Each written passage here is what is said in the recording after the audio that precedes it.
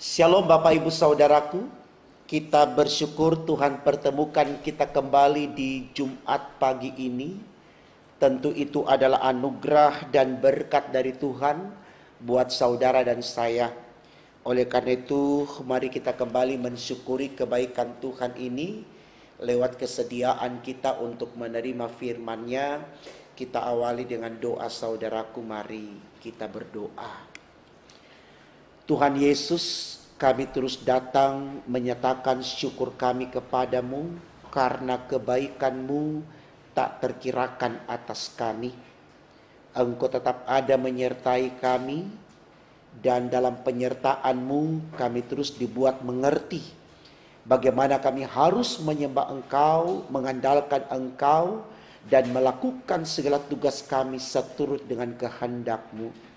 Karena itu ya Allah di sorga, mari Engkau berfirman untuk kami di pagi ini, agar lewatnya kami semakin bersemangat untuk melakukan perbuatan baik seperti yang Tuhan inginkan demi untuk kemuliaan nama-Mu.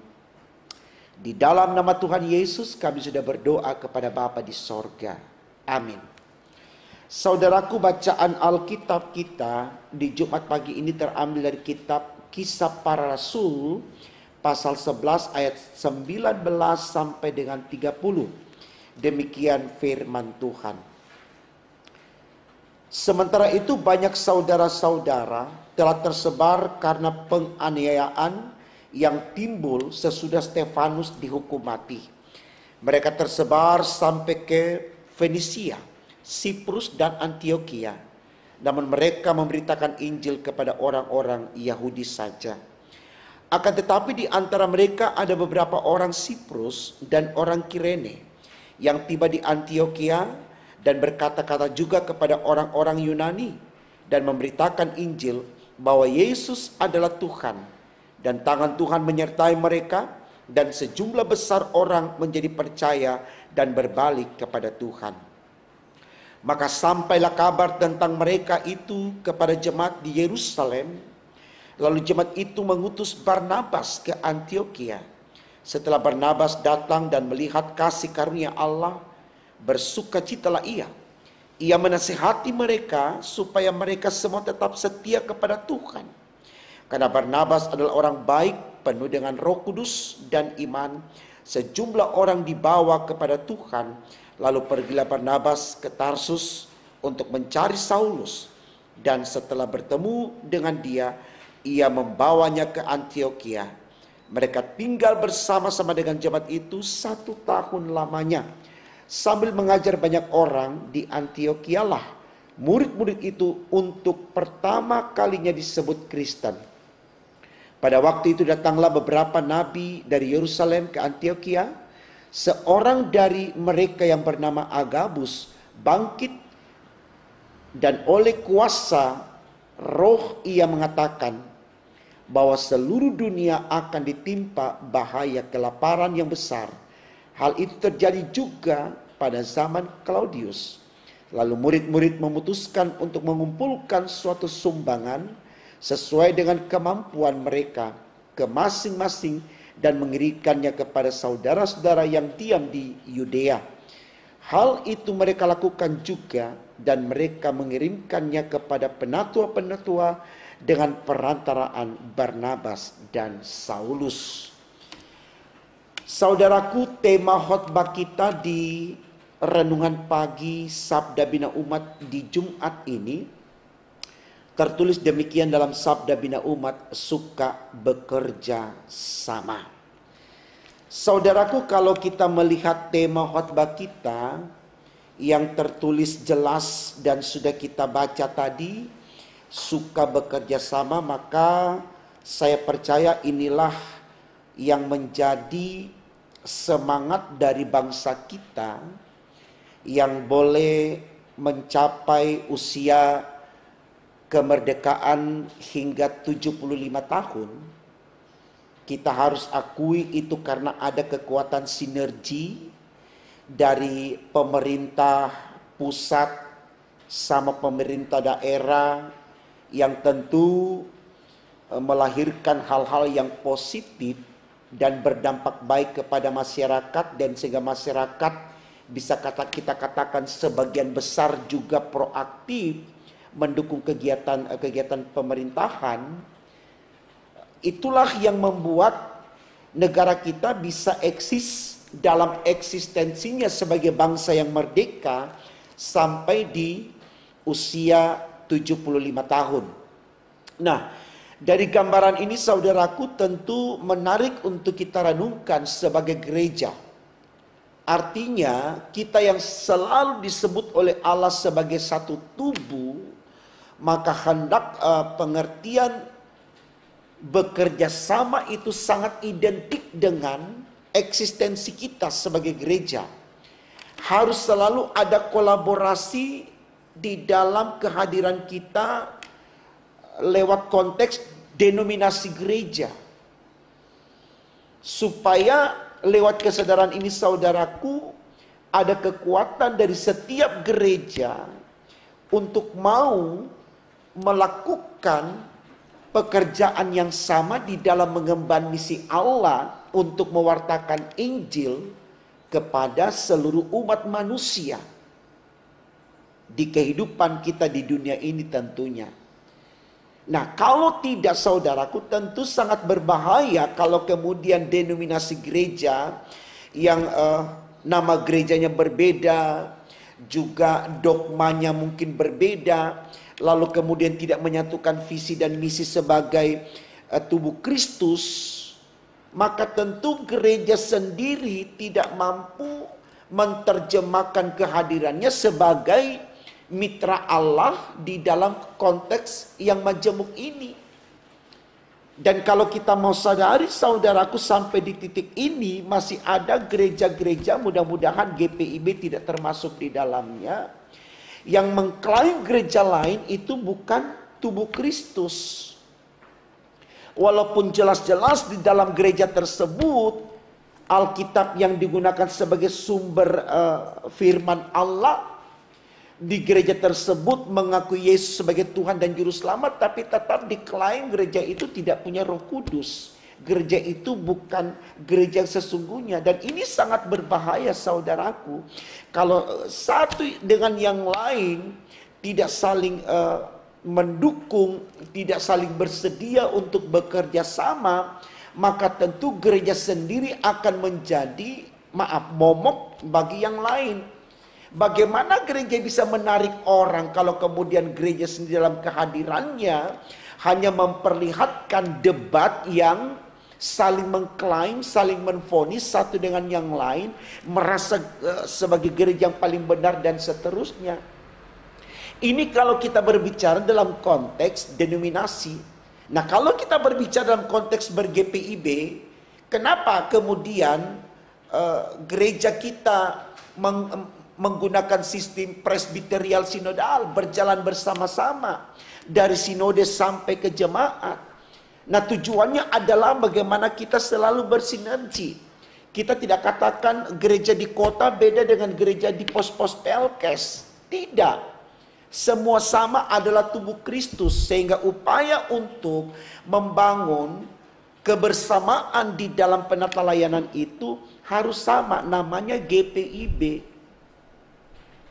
Nah, ini saya pikir baik saudaraku, karena sedikit tidaknya ada kemudian gereja yang tidak mau melihat gereja yang lain dalam konteks ber-GPIB. Dan ini sangat berbahaya saudaraku kalau kemudian tidak ada keinginan besar dari diri kita untuk mau berkolaborasi dengan yang lain. Kita akan sulit untuk masuk ke komunitas yang majemuk kalau kita sendiri jalan masing-masing. Kalau kemudian gereja satu dengan yang lain bersifat eksklusif, gereja Bukit Harapan tidak mau ada untuk gereja GPIB yang lain, ini sangat sulit sekali. Kita mau hadirkan gereja GPIB secara sinodal. Saya pikir baik sekali seperti kita lihat program Departemen Pelkes dengan morning call dan night call. Ini luar biasa sekali, bisa menjangkau seluruh GPIB. Nah, bagaimana kita dukung ini menjadi program bersama. Bukan karena pendeta Pospelkes yang khotbah lalu kemudian kita tidak mau dengar karena kita ada di perkotaan dan seterusnya dan seterusnya. Ya, jadi kata bekerja sama itu sangat penting bagi sebuah komunitas. Mau dia gereja, mau dia keluarga, mau dia bangsa. Karena kalau tidak ada kemauan untuk bekerja sama, saudaraku, itu awal dari perpecahan. Karena ketika tidak mau bekerja sama berarti kita akan berjalan sendiri-sendiri. Kita lebih bersifat individualis. Kita menjadi kelompok yang eksklusif. Dan cenderung dalam situasi itu kita menjadi sombong, arogan, emosional, tinggi hati, serakah dan seterusnya. Nah, ini yang kemudian diteladankan oleh Barnabas dan Saulus di dalam pelayanan mereka, khususnya di Antioquia, yang kita lihat lewat pengabdian mereka yang mau berkolaborasi, mau bekerja sama dengan luar biasa, mendatangkan satu sukacita Tuhan. Karena apa? Lewat pekerjaan mereka yang luar biasa mengandalkan Tuhan di dalamnya, banyak orang yang kemudian diselamatkan, minta untuk dibaptis. Maka dikatakan dalam bacaan kita tadi, buah dari pekerjaan Barnabas dengan Saulus ini di Antioquia, disitulah pertama kali kita disebut Kristen. Kita baca, saudaraku, di ayatnya yang ke-22 dan seterusnya, dikatakan begini. Maka sampailah kabar tentang mereka itu kepada jemaat di Yerusalem. Lalu jemaat itu mengutus Barnabas ke Antioquia. Setelah Barnabas datang dan melihat kasih karunia Allah, bersukacitalah ia. Ia menasihati mereka supaya mereka semua tetap setia kepada Tuhan. Karena Barnabas adalah orang baik, penuh dengan Roh Kudus dan iman. Tolong digarisbawahi kata-kata itu. Sejumlah orang dibawa kepada Tuhan. Jadi kalau kita bilang kita gereja, tentu kita kepenuhan roh. Tentu kalau kita kepenuhan roh, kita orang yang beriman. Jadi yang harus kita perlihatkan kepada orang-orang yang kita layani adalah kebaikan. Bukan adu domba, jadi provokator, penuh dengan fitnah dan seterusnya. Kita tidak membentuk barisan orang-orang yang sinis, orang-orang yang tidak suka dan seterusnya. Tapi kita selalu menjadi barisan atau kelompok orang-orang yang proaktif. Orang-orang yang mau terus-terus berkolaborasi satu dengan yang lain. Karena tidak ada kepentingan kita di dalam pelayanan gereja, saudaraku. Yang kita bangun di situ kepentingan Allah. Jadi jangan pernah kita berbicara maunya kita. Pokoknya saya maunya begini, titik. Saya tidak mau tahu, mau firman Allah bilang bagaimana. Tidak, saudaraku. Yang kita bicara di sini adalah kemauan Allah. Itu yang dipakai oleh Barnabas. Dia gunakan kekuatan roh yang ada padanya untuk menyatakan imannya. Sehingga orang melihat itu lalu tertarik dan mengikutinya. Lalu kemudian Allah memulai perjalanan kekristenan di Antioquia tersebut. Saya pikir ini baik, saudaraku, untuk kita renungkan. Supaya kita mulai belajar bahwa tidak ada alasan bagi kita untuk tidak mau bekerja sama. Apalagi kalau kita sudah ada di konteks pelayanan. Entah dia pendeta, diaken, penatua, pengurus, pelkat, komisi, panitia. Kita harus mau bekerja sama satu dengan yang lain. Ini rumah kita. Ini milik kita. Nah, kalau kita tidak bangun dengan bekerja sama, seperti tema khotbah kita katakan suka bekerja sama, maka sulit bagi kita untuk merasakan kenyamanan, ketenangan, kedamaian. Apakah memang saudara dan saya, ya, mudah-mudahan tidak, ya. Apakah memang kita selalu merindukan sebuah perpecahan, sebuah keresahan? Sayang kalau ada orang yang menginginkan seperti itu. Kalau kemudian dalam dialog seperti tema khotbah kita yang kemarin, ya, membangun dialog, ya, ternyata dalam percakapan itu tidak memberi peluang kepada ide atau gagasan kita, karena mungkin menurut komunitas banyak orang tidak relevan atau tidak kontekstual, kita harus welcome, kita harus terima gitu loh. Jangan kita paksakan kehendak kita, sementara dalam suara yang banyak ya di konteks demokrasi ya, kita harus mengambil suara yang terbanyak. Jadi kita harus rela untuk mendukungnya. Jangan kita bikin barisan yang menentang, lalu kemudian kita mengadu domba, kita menghasut. Saya pikir itu langkah-langkah yang tidak benar, Bapak Ibu Saudaraku. Berhentilah jadi orang jahat, karena Allah tidak suka dengan orang yang jahat. Ya. Saya pikir baik kita baca kembali kitab Injil Matius yang saya pernah juga angkat saudaraku. Injil Matius pasalnya yang ke-18 ayatnya yang ke-7 dikatakan di sana demikian. Celakalah dunia dengan segala penyesatannya. Memang penyesatan harus ada, tetapi celakalah orang yang melakukannya. Jadi saya pikir mari kita memiliki semangat untuk mau bekerja sama. Ya, bukan mempengaruhi orang yang terlibat di dalam kelompok yang bekerja sama, menyesatkan orang. Firman Tuhan dalam Injil Matius katakan tadi, memang penyesat itu ada, tapi celaka yang melakukannya. Jadi mari jangan kita yang melakukan. Kalaupun orang lain gemar atau suka untuk menyesatkan orang lain, biarkan urusan dia dengan Tuhan. Tapi kita yang mengerti tentang firman, jangan kita menjadi penyesat. Jangan kita yang menyesatkan orang. Jangan kita mempengaruhi orang untuk terlibat mendukung kejahatan kita. Jangan, kasihan. Hidup kita ini sementara, saudaraku. Suatu saat kita akan mempertanggungjawabkan itu. Jadi sekali lagi, mari buka hati untuk selalu mau bekerja sama seperti tema khotbah kita katakan. Suka bekerja sama. Kalau kita diutus Tuhan ke konteks itu, hadirlah untuk menjadi mitra dari konteks itu. Ya, jangan menjadi penentang. Kita hadir bukan untuk mengacaukan komunitas itu, tapi mendinamiskan, mengharmoniskan. Itu yang selalu dilakukan oleh Tuhan di dalam Yesus Kristus. Jadi mari saudaraku, saya percaya firman ini sangat baik untuk kita renungkan.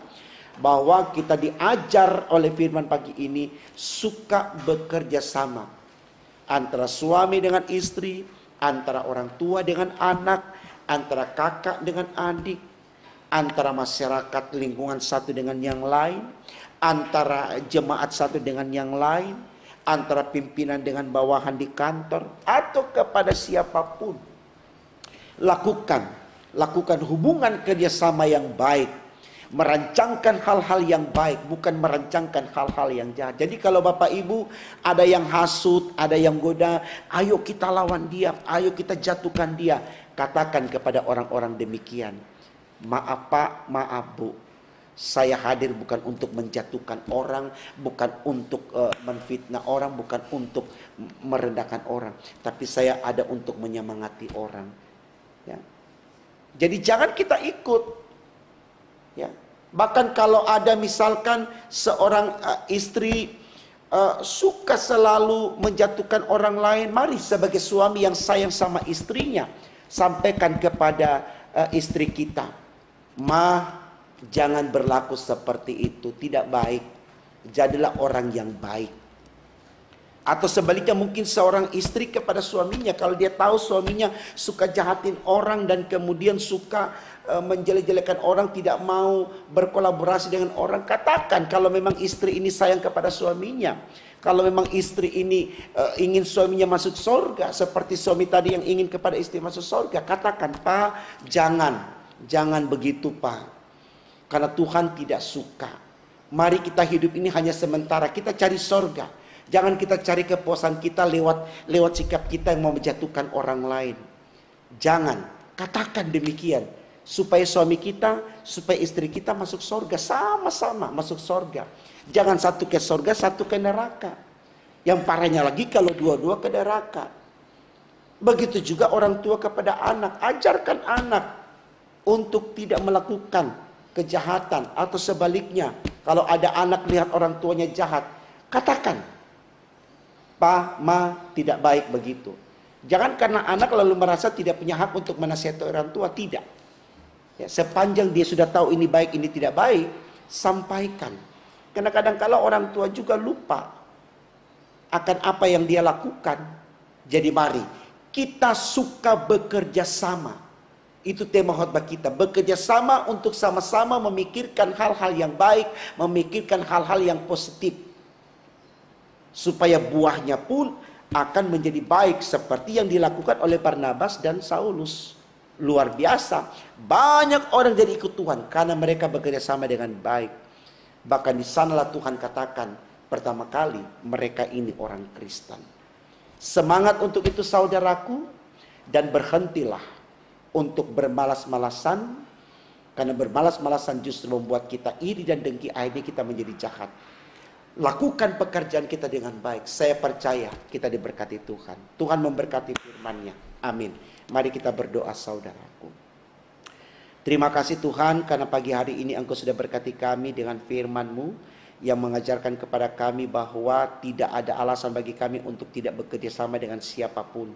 Suka atau tidak, karena kami tahu itu tugas kami, bahwa kami harus hadir untuk memberdayakan potensi yang ada pada kami. Bukan saat kami suka atau tidak, tapi karena Tuhan yang mengutus kami. Kami tahu Tuhan Engkau utus kami seperti kami masuk di dalam kandang harimau, tapi kami yakin di dalam keganasannya kami akan dilindungi, kami akan disertai, kami akan diberkati. Karena itu kami tidak perlu takut dan gentar. Yang terpenting bagi kami Tuhan adalah bagaimana kami meleburkan diri dalam kehendak-Mu. Maka dalam kekuatan Tuhan kami mampu mengalahkan yang jahat, dan kami tetap menjadi yang baik. Terus sertai kami Tuhan, terus jaga kami, terus lindungi kami, agar dalam bersama dengan Tuhan kami dijauhkan dari orang-orang jahat, dan kami tidak melakukan kejahatan kepada orang lain. Ini doa kami Tuhan, sempurnakan dan kabulkan karena kami berdoa hanya dalam nama Tuhan Yesus Allah kami yang hidup. Haleluya, puji Tuhan. Amin.